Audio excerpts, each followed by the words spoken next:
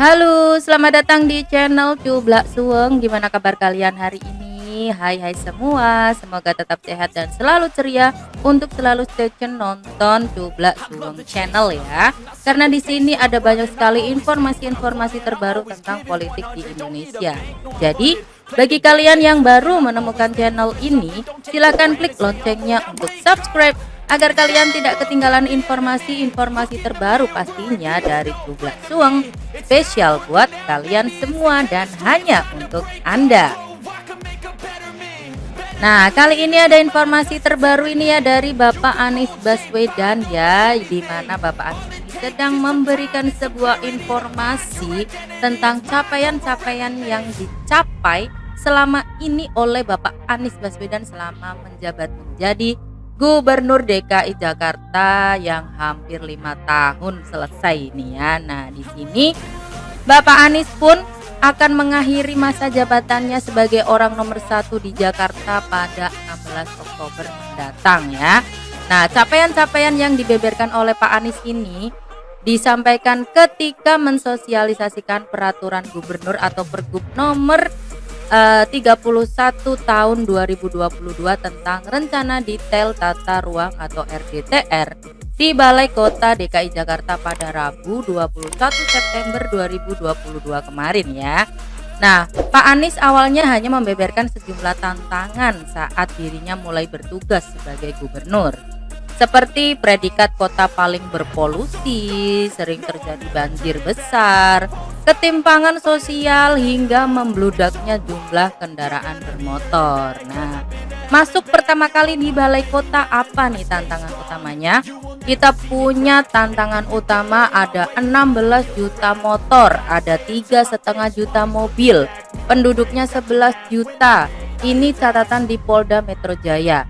Kita juga menegaskan segregasi dan tanpa kita sadari Jakarta tersegregasi, ada kampung, ada kompleks, ada makmur, ada pramakmur yang itu ada di dalam klaster masing-masing dan satu sama lain tidak terkoneksi, kata Pak Anies pada hari Rabu 21 September 2022. Kemudian kita juga punya tempat di mana kita paling berpolusi, walaupun itu bukan dari kita tapi kenyataan itu ada. Kemudian tempat yang sering mengalami banjir besar, kata Pak Anies nih ya. Kemudian sejak 2018 pihak Pak Anies ini mulai mengagendakan transformasi kota Jakarta. Anies Baswedan mengklaim DKI Jakarta memperoleh capaian dalam transformasi Jakarta menjadi kota global. Gimana tidak, banyak sekali perubahan ini ya dan capaian-capaian yang dibuat oleh Bapak Anies Baswedan, antara lain yang pertama adalah pengguna transportasi publik yang meningkat signifikan. Nah, di sini Pak Anies mengatakan bahwa terjadi peningkatan jumlah penumpang selama beberapa tahun terakhir, di mana Pak Anies memerinci pada 2017 jumlah penumpang tahunan sebanyak 144 juta, sedangkan ketika tahun 2019 melonjak menjadi 288,4 juta. Kemudian jumlah penumpang harian pada tahun 2016 sebesar 350.000 dan pada 2020 angkanya melonjak 3 kali lipat menjadi 1 juta lebih. Waduh, keren banget ini ya. Jadi dengan adanya transportasi publik yang meningkat, otomatis kan penggunaan kendaraan pribadi jadi berkurang gitu ya, harapannya dari Bapak Anies Baswedan. Nah, untuk capaian yang kedua adalah cakupan transportasi publik nih ya. Bapak Anies menyebut bahwa tahun 2017 cakupan layanan transportasi publik hanya sebesar 42%.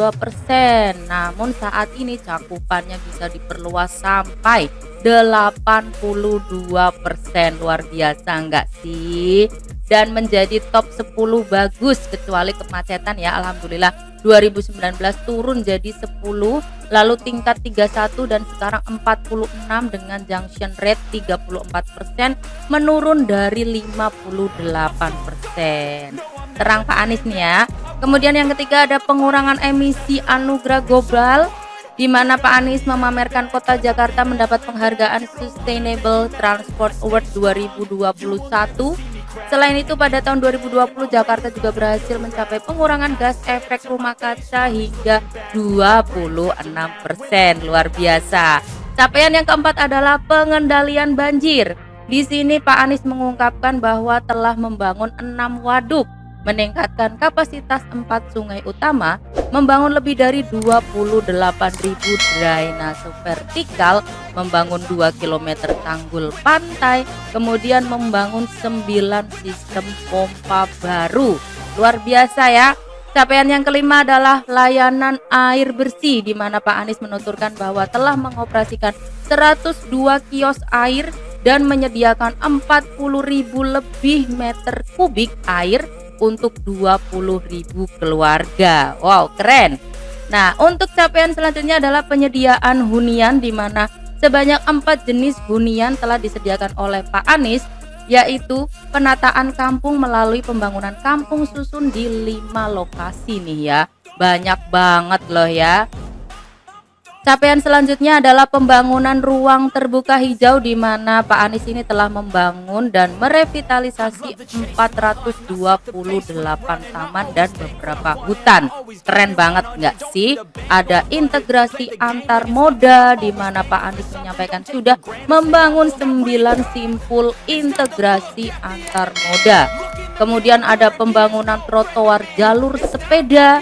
Ya, di sini Pak Anies memiliki 241 km trotoar, 103 km jalur sepeda. Keren banget nih. Dan ada lagi revitalisasi kota tua dan pengadaan zona rendah emisi.